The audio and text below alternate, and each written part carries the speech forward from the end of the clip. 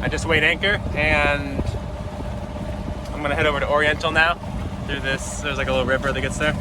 It's really foggy today. Everything is just kind of dripping wet. But at least it's not raining. That's good. Unfortunately, my autopilot has decided to stop working. You plug it in and it just makes a buzzing noise. That's kind of a bummer because I have to motor for 3 hours today.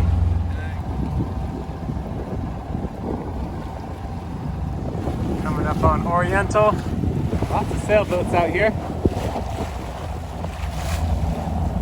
Alright. Oriental.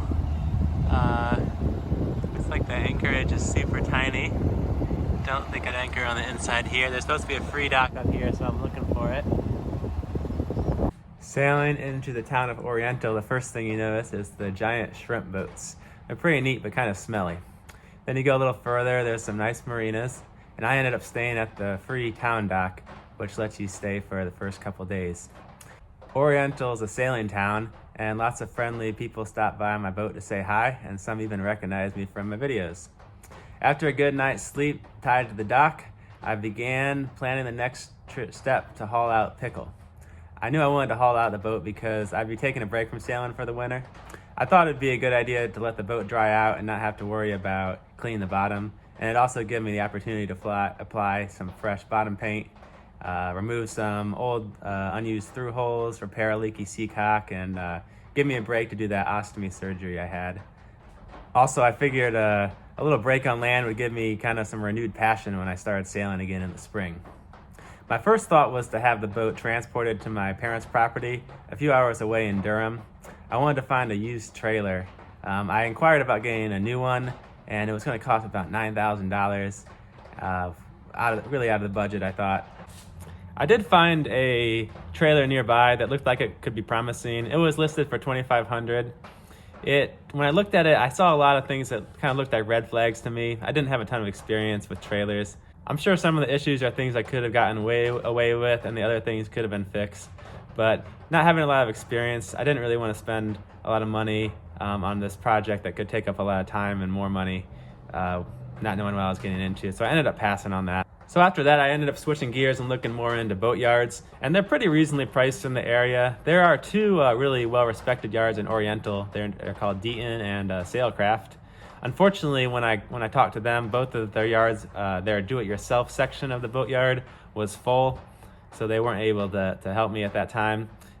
Expanding my search a little wider, I found some more nearby boat yards that were even cheaper. They didn't have quite the same reputation, but I thought it was okay, and I was going to go with this one called Hurricane Boat Yard, but that was when I stumbled across this property for sale. I found it on Craigslist. Wasn't really looking to buy anything, but I just stumbled across this old service station. The shop was on about an acre of land. It had a big 2-bay garage. There was a front room and an office. It was located way out in the country, so I figured no one would bother me if I was working on my boats. It also had water and power already hooked up, and it was listed for just $20,000. So this was pretty appealing to me because I kind of always had wanted a workshop. I just never really thought I could afford one. Now the place does need a lot of work. The roof leaks, there's some masonry issues, there's just junk everywhere. But for me, the place is pretty much perfect. I'm just gonna use it to live for the next 4 or 5 months. I use it as a workshop to fix up my boat. Down the road, I'll be using it as a storage unit for some of my bigger tools and things I just don't want to take with me on the boat. And then maybe further down the road, I'll fix it up a little more and turn it into a more functional workshop. Now cost-wise, it would have been cheaper to do the work at a boat yard, but I also got to factor in I need a place to live while I'm doing these repairs. It's no fun to live on a boat while you're doing fiberglass work. And also, I own the property, so I'm not throwing my money away on rent. Today is an exciting day. I just closed on my new workshop. Let's go check it out. It's kind of a piece of junk, but that's okay. This is the room that I want to set up a little studio apartment, and then I'll make this the workshop. There's so much garbage in here.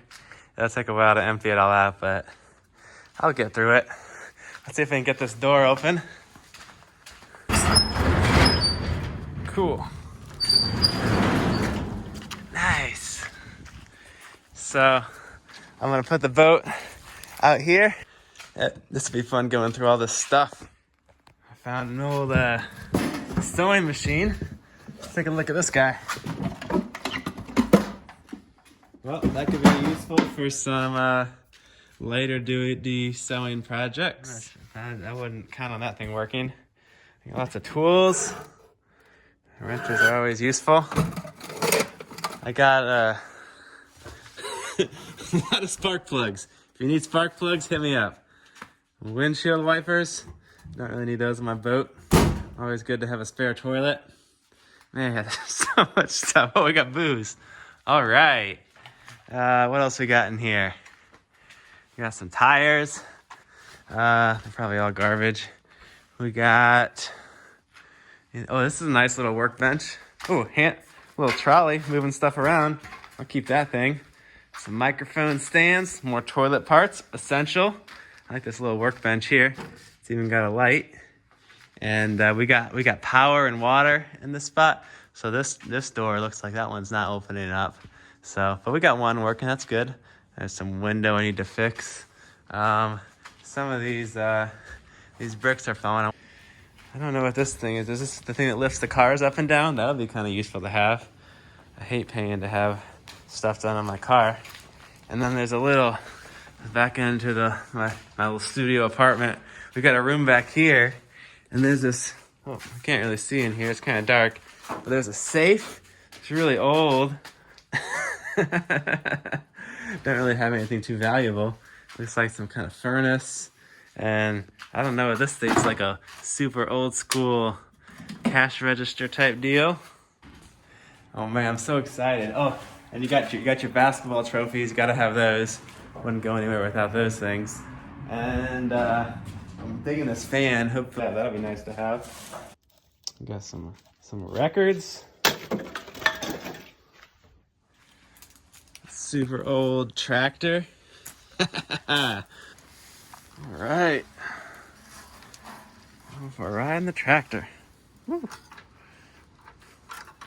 Oh, a little trouble going into gear.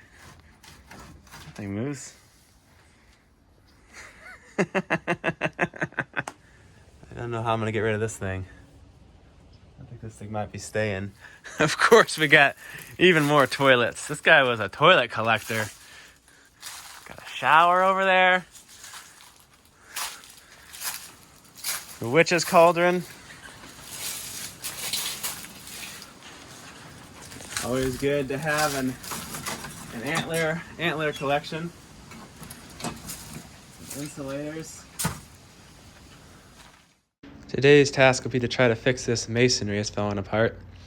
My friend David is here. He's going to help. We started by cutting off this scrap piece of metal to reinforce the lintel. And then we kind of cut a slot in there so we could hammer it in. And once we chiseled away all the old mortar, we were able to mix up some new stuff in the driveway. Get it at the right consistency so it would squeeze in the cracks. And then the new bricks went up pretty easily. And a huge shout out to David. He helped me get this done in a couple hours and he made it really look easy. Today I'm going to put this bronze port light right here. I guess I'll go this way.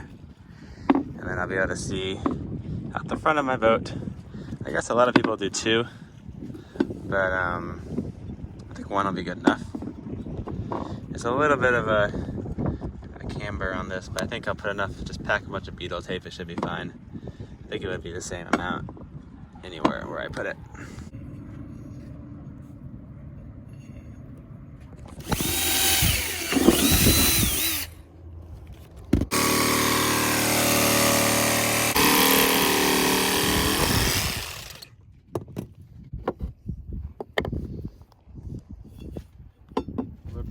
Beetle tape. Then I'm gonna put this into the window. Looks good. And it's starting to rain, so I'll come back and drill the holes in a little bit. Thanks for watching. In my next video, I'm gonna show the haul out, and we're gonna see Pickle out of the water for the first time. And we'll put it on a trailer, we'll lower the mast, and we'll have it transported to my workshop. And I'll go into all kind of details about the process and how much it cost, and I think it'll be pretty cool, so I'll see you guys then.